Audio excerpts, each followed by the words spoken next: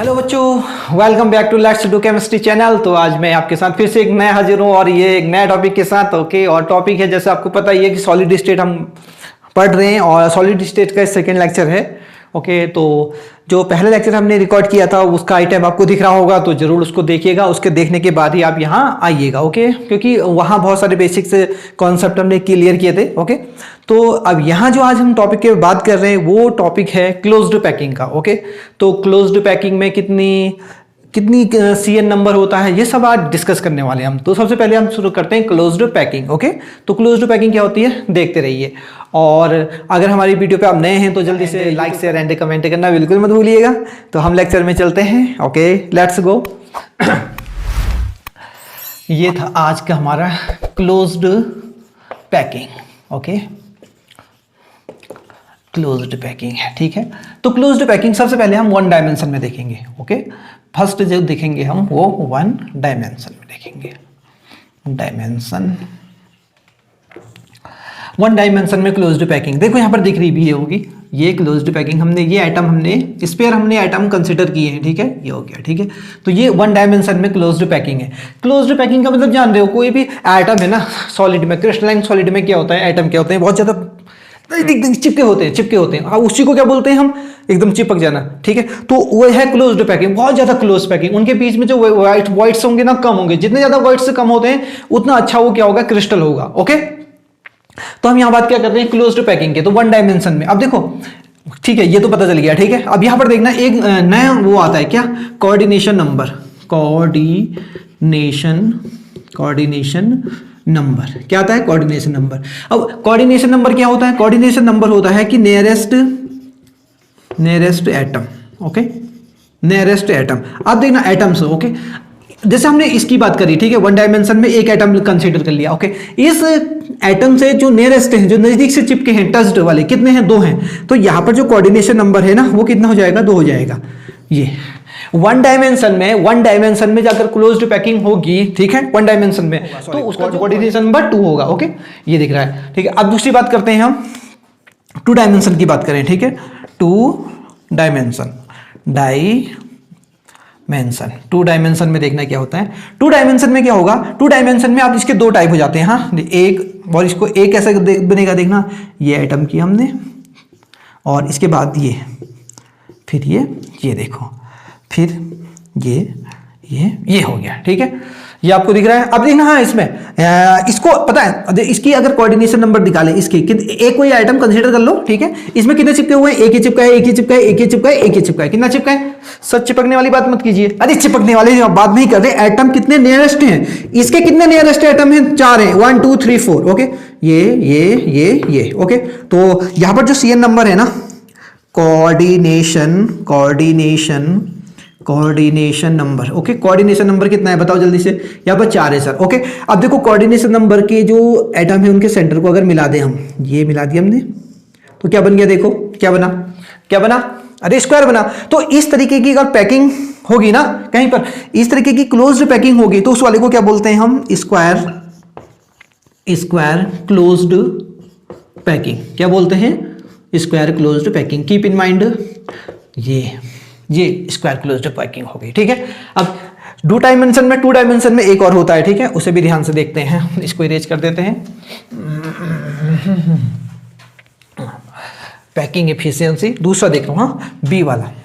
B में क्या होता है, एटम कैसे लगे हैं, ये हो गया, ठीक है। दूसरा एटम यहाँ है, देखो दूसरा एटम कहाँ है, और जबकि यहाँ क्या था, उसके जस्ट अपोजिट। इसको हम यहाँ पे क्या बोल सकते हैं, 2 डायमेंशन में ए टाइप बोल सकते हैं। क्या बोल सकते हैं, ए टाइप क्लोज्ड पैकिंग। यहां पर ए और ये बी, फिर दूसरे तरीके से लगाया, देखो ये, फिर ए है, फिर ठीक है, और फिर ये, और फिर बी। ओके, ये ठीक है, ये ए बी। बट ये कीप इन माइंड है 2 डायमेंशन में है, ए बी। ओके, अभी 3 डायमेंशन में भी ए बी होता है, तो उसके ध्यान रखना है कि कहां पर ए बी 2 डायमेंशन में है और कहां पर क्या है, 3 डायमेंशन में है, ठीक है।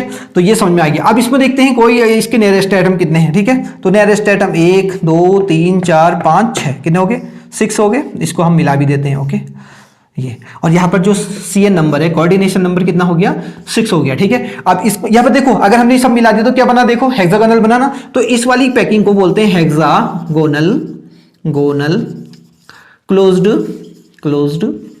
पैकिंग। क्या बोलते हैं, हेक्सागोनल क्लोज्ड पैकिंग बोलते हैं। ये हो गया, ये देखो समझ में आ गया ना। इस वाली को क्या बोलते हैं, स्क्वायर क्लोज्ड पैकिंग, बट इस वाली को क्या बोलते हैं हम, हेक्सागोनल क्लोज्ड पैकिंग, क्योंकि इसमें कोऑर्डिनेशन के जो कोऑर्डिनेशन एटम हैं, ओके, उनके सेंटर को अगर हम क्या कर देते हैं, अटैच्ड कर देते हैं, तो एक हेक्सागन हमको मिलता है, जिसकी वजह से इसका नाम क्या हो जाता है, हेक्सागोनल क्लोज्ड पैकिंग। तो ये 2 डायमेंशन हो गए। देखो फर्स्ट डायमेंशन हमने स्टडी कर ली, उसमें कोऑर्डिनेशन नंबर क्या आया था, 2 आया था। ठीक है, बट सेकंड जगह हमने 2 डायमेंशन में बात करी तो 2 डायमेंशन 2 तरीके का है। ठीक है, एक है स्क्वायर क्लोज्ड पैकिंग और दूसरा क्या है, हेक्सागोनल क्लोज्ड पैकिंग। ओके, अब हम चलते हैं किसमें, 3D में। ओके, तो 3D में देखते हैं क्या होता है, इसे इरेज करते हैं। ओके,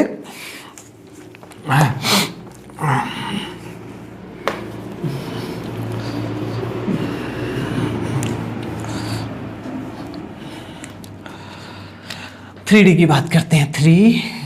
थर्ड वाला है 3 डाइमेंशनल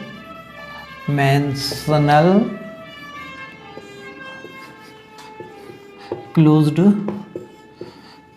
पैकिंग।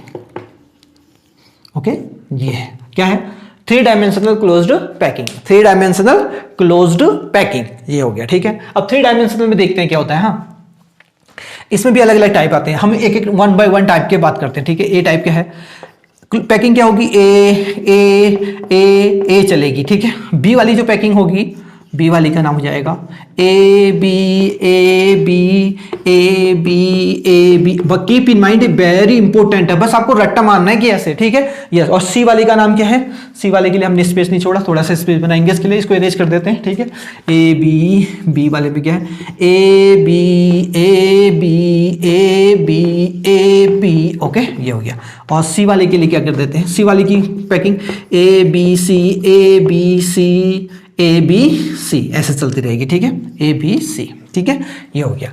अब ए। ठीक है, इसमें देखते हैं कोऑर्डिनेशन नंबर कितना आता है। तो कोऑर्डिनेशन नंबर यहां कितना आएगा, सोचो कितना आता है कोऑर्डिनेशन नंबर, कितना आएगा, इसका आएगा 6। इसका कोऑर्डिनेशन नंबर कितना आएगा, 6 आएगा। ठीक है, इस वाली जो ये अरेंजमेंट होना है ना क्लोज पैकिंग में, ए बी अरेंजमेंट। ठीक है, ये पहले ए टाइप के स्पेयर्स आएंगे, फिर दूसरे बी टाइप के स्पेयर्स आएंगे, वो उसके साथ क्लोज्ड पैकिंग करेंगे। तो इसको हम एक और नाम देते हैं, क्या बोलते हैं देखना। हाँ, हेक्सागोनल क्लोज्ड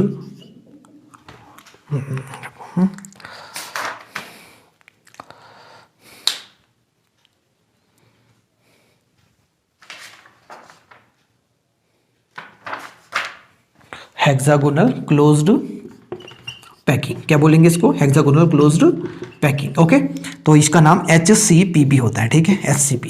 यहाँ पर जो CN नंबर होता है ना, वो कितना होता है, 12 होता है। ध्यान रखना है, क्या होता है, CN नंबर 12 होता है। इस वाले में देखना है। हाँ, इस वाले को हम बोलते हैं closed cubic closed packing. Okay, ये। और इसमें इसका नाम CCP शॉर्ट में बोलते हैं। CCP किससे रिजेंबल करता है, याद रखना है। ठीक है, CCP किससे रिजेंबल करता है, FCC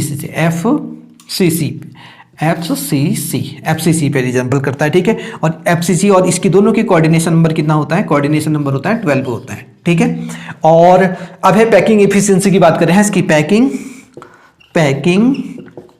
efficiency. Okay, packing efficiency वो हो गई 74% होती है। ओके, यहाँ भी कितनी होती है पैकिंग एफिशिएंसी,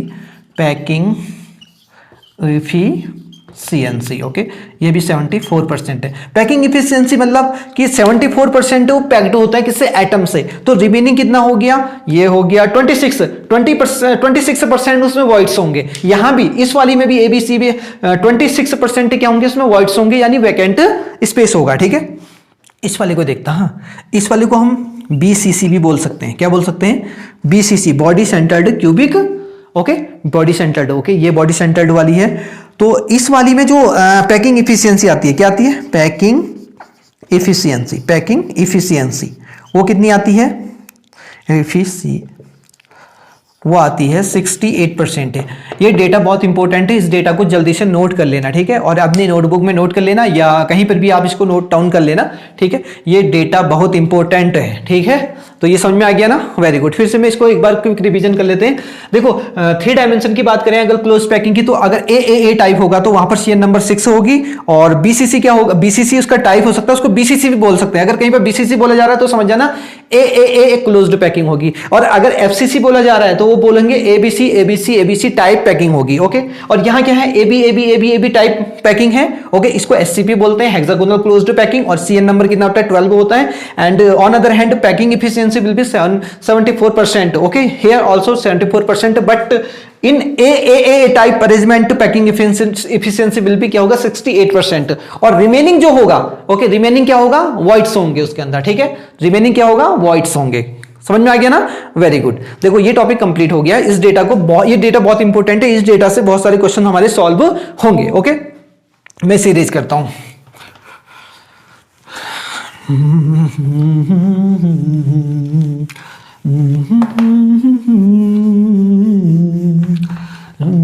जाऊं मैं जो,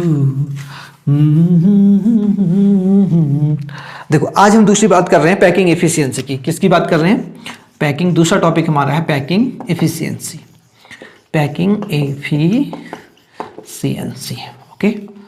ये पैकिंग एफिशिएंसी। पैकिंग एफिशिएंसी क्या होता है, पैकिंग एफिशिएंसी होता है कि कोई हमारे पास यूनिट सेल है, ओके, यूनिट सेल है, तो यूनिट सेल में अगर पैकिंग एफिशिएंसी 50% आती है तो इसका मतलब 50% उसमें एटम्स हैं, ओके, और 50% क्या हो गया, वैकेंट हो गया। तो पैकिंग एफिशिएंसी बता रही है कि कितना उसके पास इफिशियंसी है एटम को एग्जिस्ट करने की, ओके। इफिशियंसी अगर ज्यादा होगी तो उसमें ज्यादा क्या होगा, एटम्स होंगे, और वॉइड से क्या होंगे, कम होंगे। कीप इन माइंड ये पैकिंग इफिशियंसी है। तो 1 by 1 हम सबकी पैकिंग इफिशियंसी स्टडी करेंगे, ओके। तो सबसे पहले हम पैकिंग इफिशियंसी की बात करें तो किसकी बात करते हैं, सिंपल क्यूबिक यूनिट सेल की बात करते हैं, ठीक है। सिंपल क्यूबिक यूनिट सेल की बात करते हैं। मैं इसकी फुल फॉर्म भी लिख देता हूं, simple, okay, simple cubic unit cell, okay, इसकी बात करते हैं हम, ठीक है। सबसे पहले तो इसमें अब देखो पैकिंग एफिशिएंसी कैसे निकालेंगे हम, पैकिंग एफिशिएंसी निकालने का फॉर्मूला हमारे पास है। हमने किसकी पैकिंग एफिशिएंसी निकालनी है, ये हमारे पास है, ओके, ये यूनिट है। और एससीसी में क्या होता है, केवल जो एटम होते हैं कहाँ एग्जिस्ट करते हैं, सिर्फ कॉर्नर पे एग्जिस्ट करते हैं। तो टोटल एटम कितने हो गए इसमें, टोटल एटम 1 होता है, क्योंकि जो हमारी कॉर्नर पे होता है तो उसका कंट्रीब्यूशन कितना होता है, 1/8 कंट्रीब्यूशन होता है। सो दैट्स वाई इसमें केवल एक एटम होता है, ठीक है। तो हम क्या करेंगे पता है, इस पूरे का क्या निकालेंगे, वॉल्यूम निकालेंगे। तो वॉल्यूम इसकी ए साइड है, ओके, तो वॉल्यूम क्या हो गया, ए क्यूब हो गया, ठीक है। अब इसमें कितना एटम है, एटम सिर्फ एक है, ओके। तो उस एटम का वॉल्यूम निकालने वाला है, ठीक है। एक एटम इस टोटल क्यूब में गया हुआ है, ठीक है, तो पता चल जाएगा कि कितनी पैकिंग एफिशिएंसी आ रही है, ठीक है। तो एक एटम होता है, एक को मल्टीप्लाई करेंगे, और जो एटम का होता है 4/3 पाई आर क्यूब, ये एटम है, ठीक है। ये एटम का, इसमें टोटल एटम कितने होते हैं, Z = 1 होता है ना, एटम कितने होते हैं, सिर्फ एक एटम होता है एक यूनिट सेल में, ठीक है। तो इसमें पता चल जाएगा कि कितना खाली स्पेस बचा हुआ है, ठीक है। तो इसको डिवाइड करते हैं तो ये आता है, एक हमारे पास रिलेशन भी होता है यहाँ पर एससीसी के लिए। क्या रिलेशन होता है जल्दी से बताओ, A = क्या होता है, 2R होता है, ठीक है। ये इसमें पुट कर देते हैं तो 4/3 पाई आर क्यूब अपॉन ए की जगह पे तो ये 8R³ हो गया, R³ कैंसिल हो गया, और ये हो गया 4/3 पाई और इंटू 8, 4 2 जा 8, ओके। सो π/6, π/6 को अगर हम डिवाइड करेंगे, पाई इक्वल टू वैल्यू तो पाई की वैल्यू होती है 22/7 इंटू 6। सो इसको हम कितना 22/42, ओके, ये करेंगे तो यह आ जाएगा, ओ सॉरी, इसमें मल्टीप्लाई क्या करेंगे, 100 भी होता है क्योंकि परसेंटेज में निकालना है, तो इसको हम 100 से मल्टीप्लाई भी कर देंगे। तो इसको 100 से मल्टीप्लाई करेंगे तो कितना जाएगा, 52.4%। कीप इन माइंड ये होती है पैकिंग एफिशिएंसी, ओके। तो पैकिंग एफिशिएंसी पता चल गई ना, क्या क्या से निकली पैकिंग, बड़ी इजी है, ओके। एटम का वॉल्यूम अपॉन टोटल जो यूनिट सेल है, जो क्यूब है हमारा, ओके, उसका वॉल्यूम निकाल दिया और ये पुट करके 52.4 लिखे। ये तो बड़ा इजी क्वेश्चन है, ओके, इसमें कोई ज्यादा रॉकेट साइंस नहीं लग रही है, ठीक है। ये खत्म हो गया। दूसरा हम निकालते हैं बीसीसी का निकालते हैं, ठीक है, इसे इरेज कर देते हैं। देखो सबका पैकिंग एफिशिएंसी ऐसी निकलेगी, ठीक है। उसमें बस आपको क्या करना है, उसमें एटम बदलेंगे बस, हो गया और कुछ नहीं। और एटम और एक रिलेशन आर एंड ए के बीच, ठीक है। तो बी वाले का देखना क्या होता है, बी वाले की बात करते हैं, BCC, ओके, बॉडी सेंटर्ड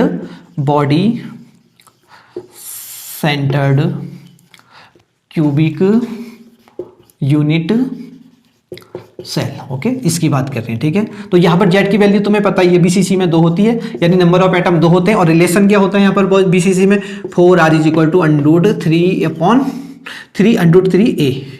ये होता है ये रिलेशन बहुत इंपॉर्टेंट है, तभी ये हमारी पैकिंग एफिशिएंसी निकल पाएगी। देखना पैकिंग एफिशिएंसी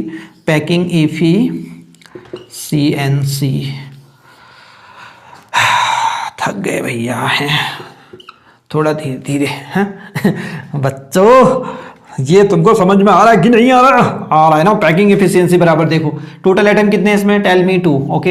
एक एटम का जो वॉल्यूम होता है 4πr³ होता है, ठीक है, A³ हो जाएगा, ये टोटल क्यूब का वॉल्यूम, ओके। और BCC कैसे बनाते हैं मैं बता देता हूँ, ठीक है। BCC में क्या होता है कि एक तो कॉर्नर पे एटम होते हैं, कहाँ होते हैं, कॉर्नर पे एटम होते हैं, ठीक है।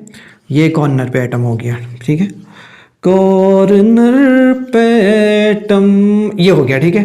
कॉर्नर पे एटम होने के साथ साथ कहाँ होंगे, एक सेंटर पे भी होता है, बॉडी सेंटर है। तो टोटल एटम कितने होते हैं इसमें, 2 होते हैं। BCC में टोटल एटम कितने होते हैं, 2 होते हैं सर, 2 कितने होते हैं, 2 सर।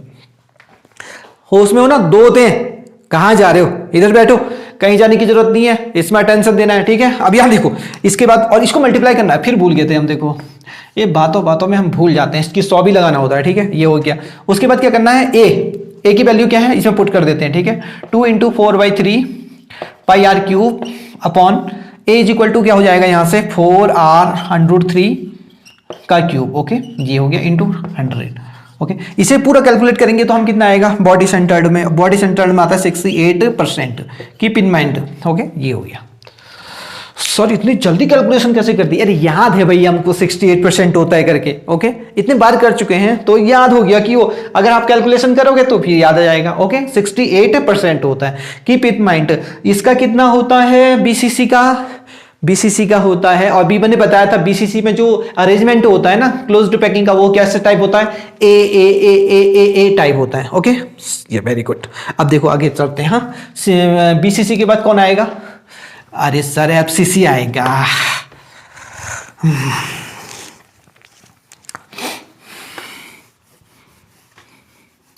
रेत ही रेत थी मेरे दिल में कहीं, दर्द ही दर्द थी जिंदगी ये मेरी। अरे नहीं रे, दर्द सर, आप बिना दर्द करके हमको दर्द याद दिला देते हो, आप दर्द नहीं है भाव। ये देखो FCC को क्या बोलेंगे, face centred cubic unit cell, okay, ये हो गया, ठीक है।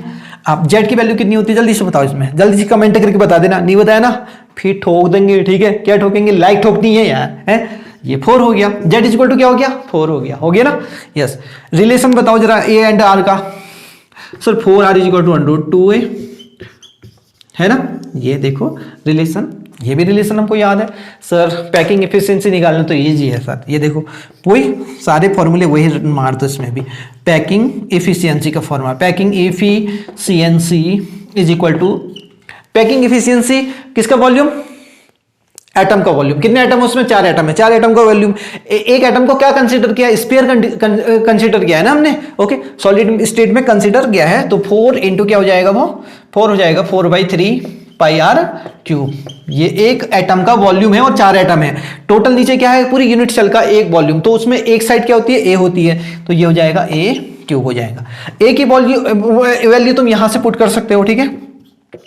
4 × 4/3πr³ अपॉन A की वैल्यू क्या हो जाएगी, देखना, ये हो जाएगी 4R/√2 होल क्यूब, ओके, ये हो गया।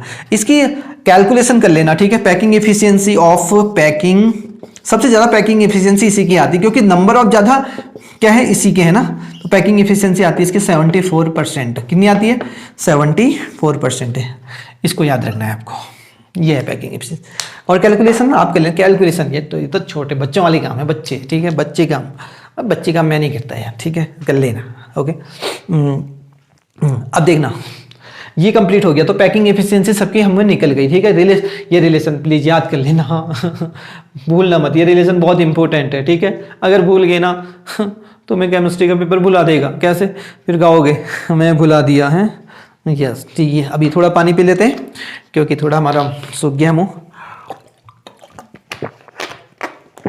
अब देखो, हाँ ये कंप्लीट हो गया हमारा। अगला टॉपिक देखना क्या होता है, इसको इरेज कर देते हैं। बहुत इंपॉर्टेंट है रेडियस रेशियो, ओके रेशियो। तो अब ध्यान से देखना, ये ठीक है स्ट्रक्चर। ये देखो रेडियस रेशियो क्या होता है, हमारा जो क्रिस्टल होता है, क्रिस्टल में क्या होता है, एक पॉजिटिव होता है एक नेगेटिव होता है, ठीक है। समझ में आ गया ना। हमेशा पॉजिटिव का साइज क्या होता है, पॉजिटिव का साइज क्या होता है, छोटा होता है। पॉजिटिव यहाँ छोटा होता है और नेगेटिव क्या होता है, बड़ा होता है, ठीक है। नेगेटिव क्या होता है, बड़ा होता है, क्योंकि इसमें नंबर ऑफ इलेक्ट्रॉन्स या डेंसिटी क्या होती है, ज्यादा होती है। इलेक्ट्रॉन जिसमें ज्यादा होंगे उसका साइज ऑटोमेटिक क्या होता है, बड़ा होता है, ठीक है। ये तो पता चल गया। तो हमने रेशियो क्या निकाला, पॉजिटिव वाले आइटम का रेडियस अपॉन नेगेटिव वाले आइटम का रेडियस। इसका जो रेशियो होता है वही क्या कहलाता है, रेडियस रेशियो कहलाता है, ठीक है। रेडियस रेशियो से हम ये पता कर सकते हैं कि उसकी सीएन नंबर क्या है, उसका कोऑर्डिनेशन नंबर क्या है, और कोऑर्डिनेशन नंबर से हम पता कर सकते हैं उसका स्ट्रक्चर क्या होगा। बहुत इंपॉर्टेंट है, okay keep in mind always, बहुत इंपॉर्टेंट। यहां से क्वेश्चन बनेंगे तो बनेंगे, और ऐसे क्वेश्चन आएंगे ना, एक सेकंड में क्लिक करेगा आंसर। अगर तुम्हें ये चार्ट पूरा याद होगा तो एक सेकंड में आपका आंसर क्लिक करेगा। कोई भी न्यूमेरिकल, कोई ऐसे न्यूमेरिकल पोर्शन नहीं है कि याद लिखना है वो सॉल्व करना है, सीधे क्वेश्चन देखा और क्लिक किया, सीधे आंसर होगा, ठीक है। तो अब देखना यहां पर क्या होगा। अगर रेडियस रेशियो क्या आती है 0.155 टू 0.225 आती है, ठीक है, तो उसका कोऑर्डिनेशन नंबर क्या होगा, 3 होगा, ठीक है। और वहां पर जो स्ट्रक्चर होगा वो होगा ट्रायगोनल प्लेनर होगा। हियर 0.225 और 0.414 आएगी तो उसकी कोऑर्डिनेशन नंबर क्या होगी, 4 होगी। शेप क्या होगी, टेट्राहेड्रल होगी। 0.414 होगी, 4 से क्या होगी 0.732 होगी तो उसका नंबर क्या होगा, कोऑर्डिनेशन नंबर 6 होगा। शेप क्या होगी, ऑक्टाहेड्रल होगी। और 0.732 से 1.00 होगी तो उसका कोऑर्डिनेशन नंबर 8 आएगा। और स्ट्रक्चर कैसा होगा, वो बीसीसी होगा। तो ये बहुत इंपॉर्टेंट है बीसीसी का, ओके। बीसीसी में कोऑर्डिनेशन नंबर आपको पता भी 8 होती है, बट उसका रेडियस रेशियो आपको याद करना है, ठीक है। बहुत बार क्वेश्चन पूछता है कि बीसीसी का रेडियस रेशियो क्या होगा, तो कीप इन माइंड। तो आई होप आपको समझ में आ गया होगा कि ये क्या है, ठीक है। तो मैं एक वो भी बता देता हूं, यहां पर ध्यान से देखना। जैसे हमने ये लिखा, ये हमने नेगेटिव बनाया, फिर छोटा सा फिर नेगेटिव बना दिया, फिर नेगेटिव बना दिया, और यहाँ भी नेगेटिव नेगेटिव नेगेटिव, ये नेगेटिव ये नेगेटिव और ये नेगेटिव, ये भी नेगेटिव नेगेटिव। और सर पॉजिटिव कहाँ से आएंगे, अरे पॉजिटिव कहाँ होते हैं पता है, उसके वॉइड्स में होते हैं। पॉजिटिव कहाँ रहते हैं, वॉइड्स में। हमेशा पॉजिटिव कहाँ रहेंगे, छोटे छोटे, क्योंकि पॉजिटिव का साइज हमेशा छोटा होता है। कीप इन माइंड हाँ, कि पॉजिटिव वाले का साइज क्या होता है, छोटा होता है। यानी कैटायन हमेशा छोटा होता है, किससे, कैटायन छोटा होता है एनायन से, ओके एनायन से। ये ध्यान देना, ठीक है। तो पॉजिटिव हमेशा कहाँ रहते हैं, उसके वॉइड्स में रहते हैं। और एनायन का तो उसका अपना एक पर्टिकुलर लोकेशन होता है, बट पॉजिटिव का कोई लोकेशन नहीं होता है, वो इंटरस्टिशियल स्पेस में रहते हैं, वॉइड्स में रहते हैं, जिसको हमने there are 2 type of voids, tetrahedral voids and octahedral voids, हमने स्टडी किया है, ओके। ये समझ में आ गया। तो ये समझ में आ गया ना रेडियस रेशियो। तो अब इसी का रेशियो निकाल रहे हैं हम, ठीक है। इसका रेशियो, रेडियस यहां से यहां तक हो गया, तो हमने क्या किया, आर नेगेटिव नहीं आर पॉजिटिव वाले का रेशियो, यानी कैटायन का रेडियस, ओके। और नीचे क्या लिख दिया, एनायन का रेडियस। और इन दोनों का रेशियो जो आता है उसी को क्या कहते हैं हम, उसको कहते हैं हम रेडियस रेशियो। और from radius ratio you can find the coordination number as well as you can find the structure.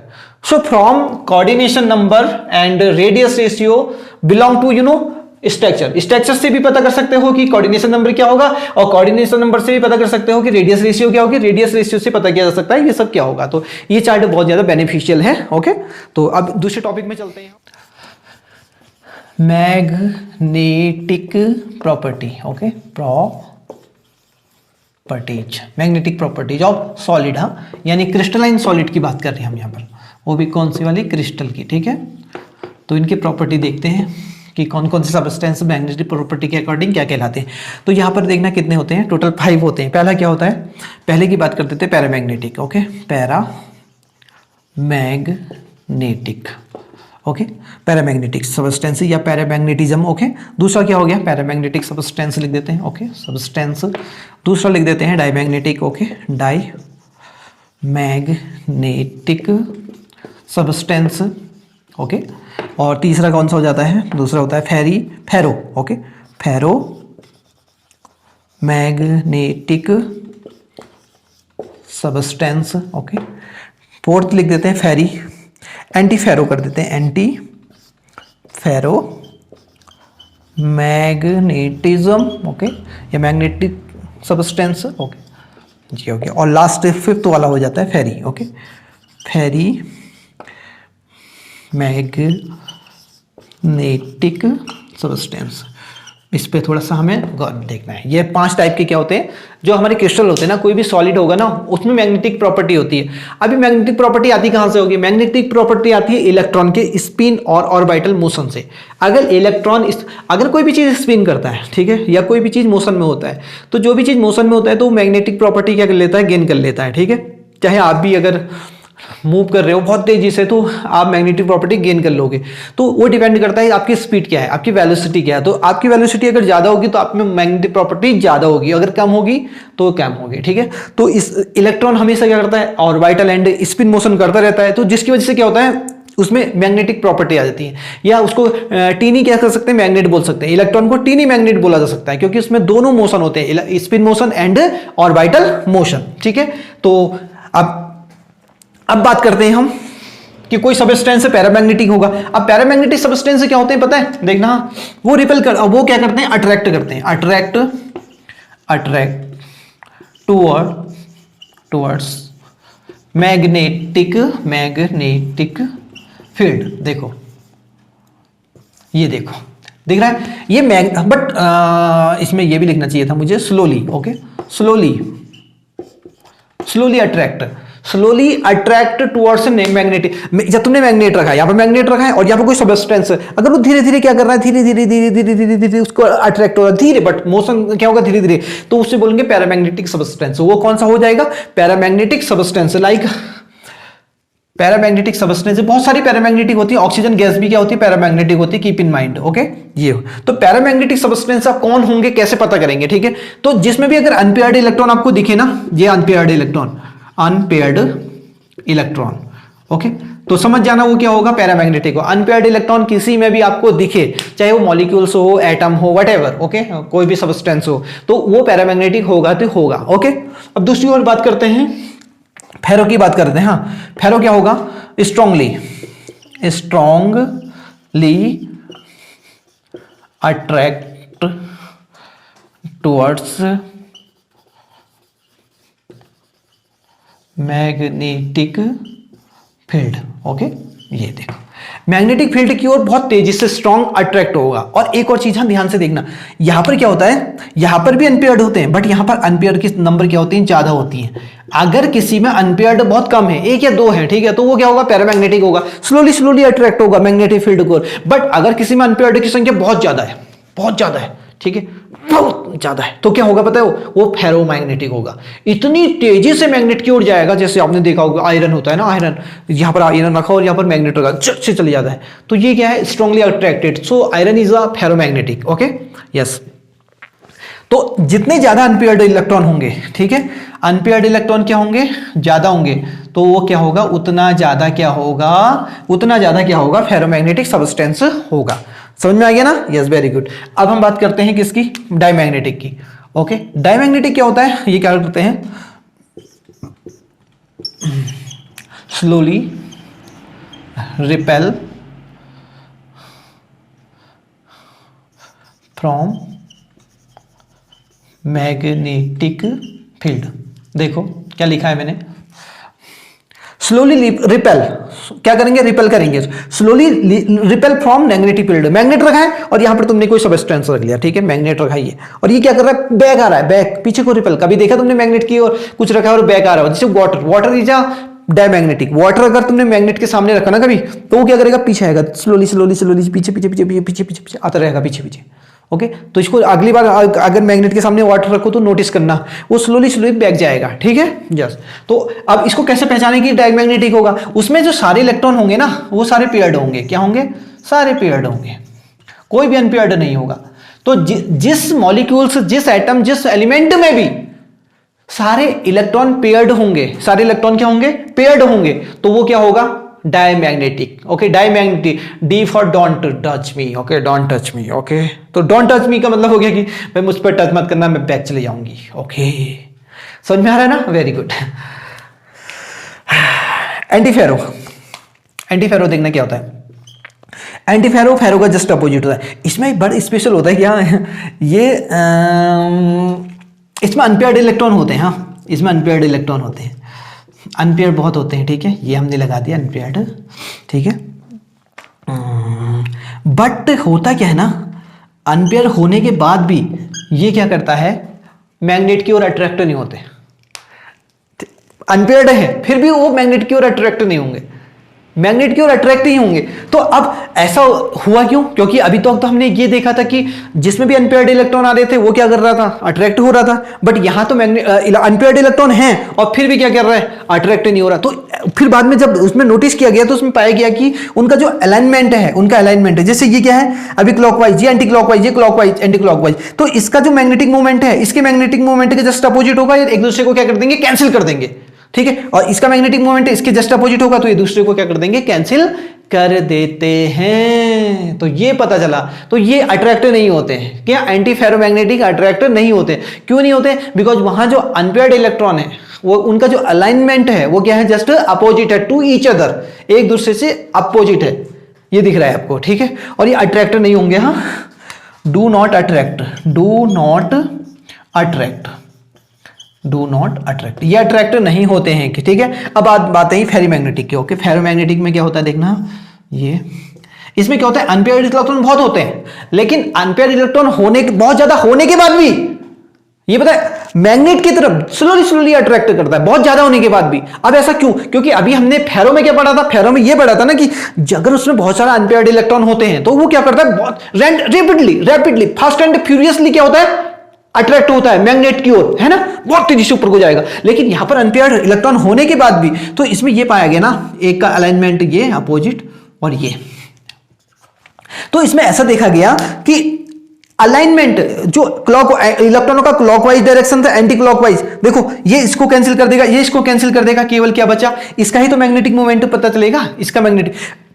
Magnetic moment he magnet की ओर क्या हो रहा है, अट्रैक्ट हो रहा। तो यहां पर दिख तो रहे हैं 5 अनपेयर्ड इलेक्ट्रॉन होंगे, 5 एम्पियर इलेक्ट्रॉन होंगे हैं, लेकिन पता चलना 5 एम्पियर इलेक्ट्रॉन है तो पता चलना चाहिए तो ये फेरोमैग्नेटिक होगा, क्योंकि उसमें जितने ज्यादा एरोमेटिक होते हैं वो फेरोमैग्नेटिक होता है। ठीक है, बट ये फेरोमैग्नेटिक नहीं होगा। क्यों? क्योंकि इसका एक मैग्नेटिक मोमेंट दूसरे को क्या कर देगा, कैंसिल कर देगा, इसका इसको कैंसिल कर देगा, रिमेनिंग क्या बचेगा, सिर्फ एक ही का अनपेयर्ड बचेगा, और ये धीरे धीरे क्या होगा, अट्रैक्ट होगा। तो कीप इन माइंड, फेरी जो मैग्नेटिक होते हैं वो स्लोली अट्रैक्ट करते हैं, किसकी ओर, मैग्नेटिक फील्ड की ओर। ठीक है, स्लोली अट्रैक्ट, स्लोली अट्रैक्ट, ये बहुत स्लोली अट्रैक्ट करते हैं। जैसे क्या काउंट करता है, पैरामैग्नेटिक। ओके, यस, तो पैरामैग्नेटिक का जो बड़ा रूप है वो फेरोमैग्नेटिक है, और कह सकते हैं फेरोमैग्नेटिक का जो छोटा रूप है वो पैरामैग्नेटिक है। ओके, तो यहां तक ये हमारा आज का टॉपिक था। ठीक है, समझ में आ गया ना सबको? आपको पसंद आई हमारी वीडियो तो प्लीज लाइक, शेयर और कमेंट करना बिल्कुल मत भूलिएगा। और वन मोर थिंग, अभी इसमें रिमेनिंग कुछ टॉपिक से बचे हैं जो हम कल की वीडियो में लाएंगे। ओके, लेक्चर नंबर 3 में, तो हमारे साथ बने रहिए, और तब तक के लिए हैप्पी लर्निंग। जय हिंद, जय